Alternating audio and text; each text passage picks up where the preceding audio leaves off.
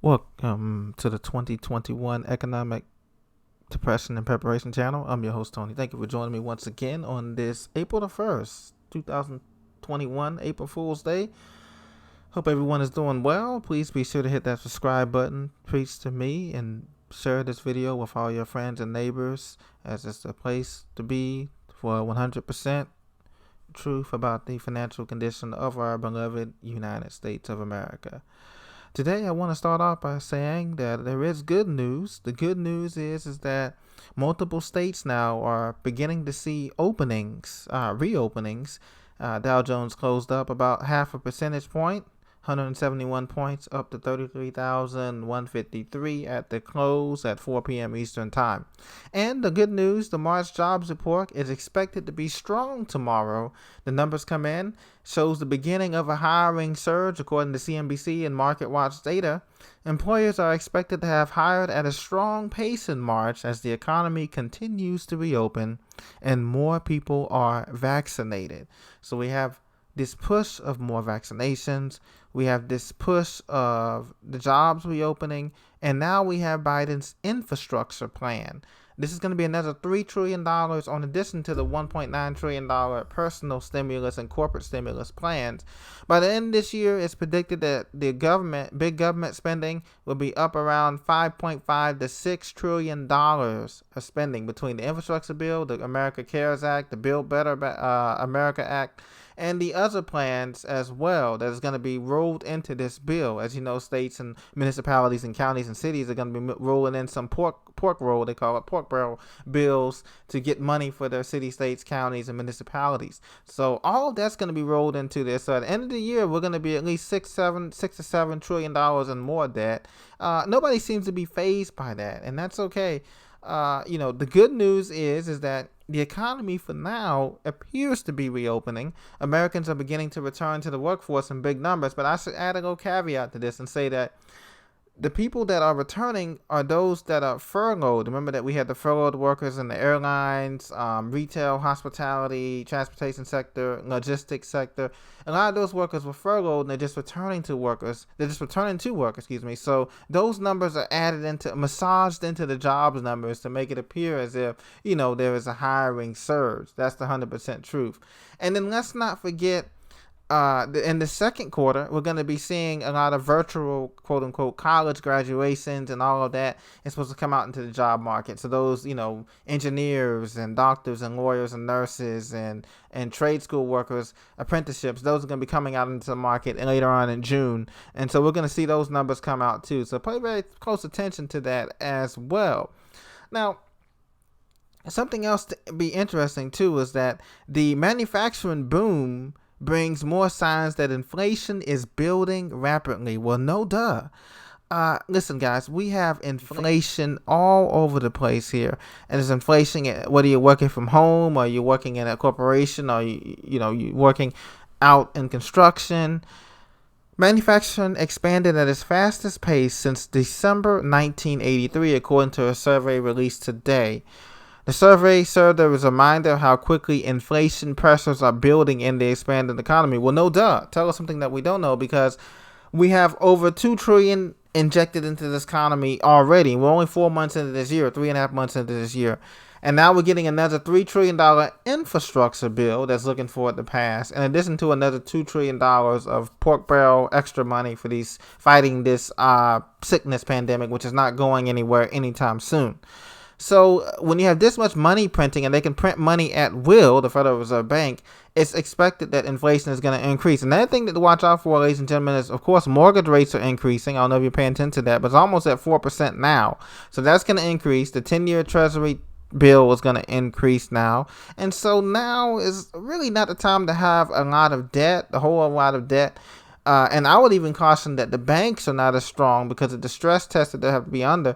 They're not as strong as many people would like to believe, because when inflation hits, things are going to really, really see things explode, especially with the supply chain issues. The computer chip shortage that we have with Ford Motor Companies saying that they're going to have a computer chip shortage, and they're going to be losing millions and multi-millions of dollars each month that this goes on.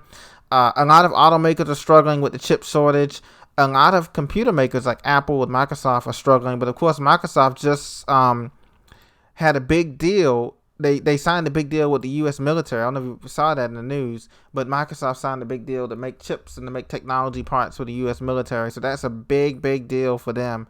So you can see the consolidation of companies, the merging of companies, whether they're in SPACs, the special acquisition groups that you always hear about in the S&P 500 and the Dow. Same thing happened in 1929. We had these mergers and acquisitions.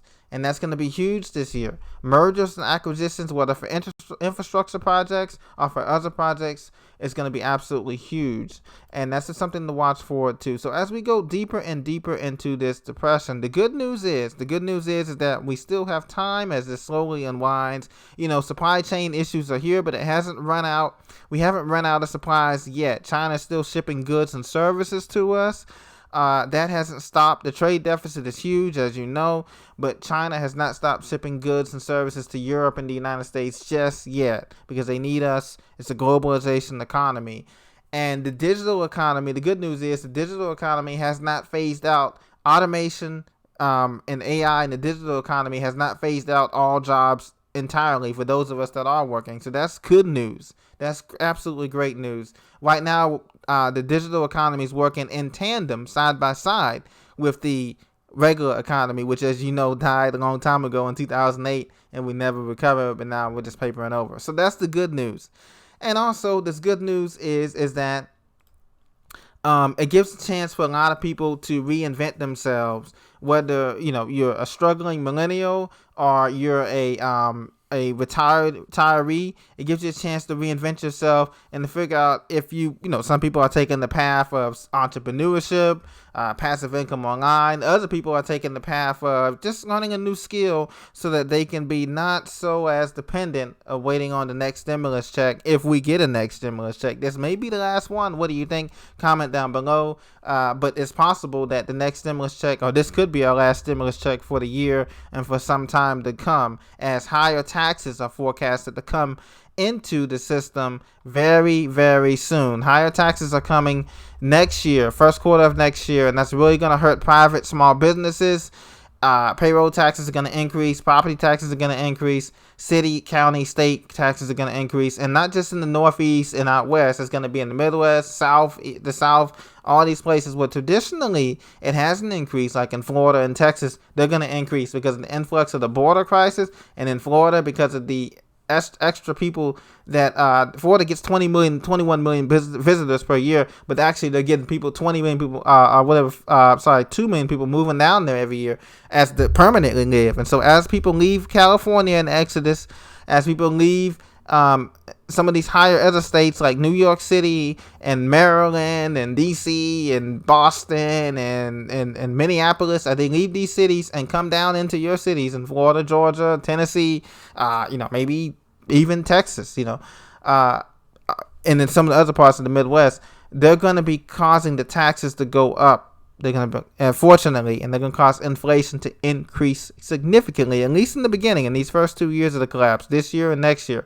So be prepared for that as well. Now, another thing to watch out for, too, is the pending home sales in these cities like Atlanta, Chicago, Indianapolis, New York, Philadelphia, San Francisco. Pending home sales fell over 10% in February as record low supply stifles the housing market. Listen, this housing market is in a bubble, but it's going to be continuing to be in a bubble at least through summer because of the influx of stimulus money, the influx, like I said, of snowbirds moving down, retirees cashing out their IRA savings and pension savings to buy these nice luxurious houses in these states. And so that's going to keep prices up.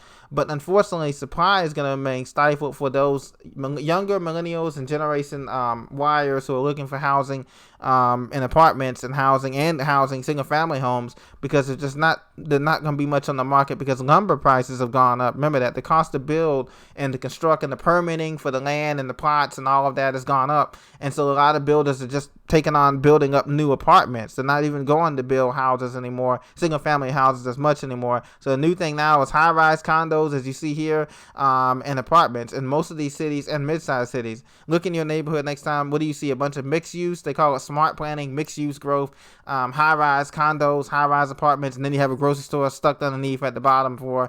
I really don't like that, guys. But this is the way that everywhere is going. They're going toward that. You stay in your community, but who wants to live on top of a grocery store or a CVS pharmacy or Walgreens or a Chinese restaurant below you? And then, but for some people, they like that. But that's where we're going. They're taking away because they know a lot of builders and developers know they can get guaranteed rent money from that. Well, and they can kick you out whenever. Whereas a house, you have to go through probate, and foreclosure takes a long time. And so they don't want to do that. But regardless, folks, this is where we're at in the economy. This is the first of the month. Make good use of it. Continue to prepare. Start learning. Continue to be self-sustainable. Start learning more about your power options. Don't forget about that. Please, if you're into that, make sure you get solar generators. Your generators, get that now. Candles, solar powered lights, and solar powered power supplies to power your goods. Because I'm telling you, we're still not out of this with severe weather season coming this summer and other things, and that could possibly mean that power could be affected. Remember, our grid is over 80 something years old. Our power grid is not as strong as you think it is. And you found that out with Texas with the deep freeze this winter. So something like that can happen to your town, whether it's a flood, a hurricane, a tornado, or hailstones or anything can knock out the power, and you could be waiting longer than you thought. Maybe a week, maybe 2 weeks, maybe a couple of days for power to come back on. So just think about that. Could be there's a black swan event coming this summer that could either put us back in lockdown, severe lockdown in most of these states, or it could do damage to the infrastructure before the infrastructure bill gets passed by President Biden. So just think about that and be prepared. Thank you very much for listening on this Thursday. We're almost to the weekend. Leave your comments below. I'll be sure to read them and comment, and let me know what you want to see in the future. If you have any topics or ideas that you want us to cover here. And take care. Blessings to you.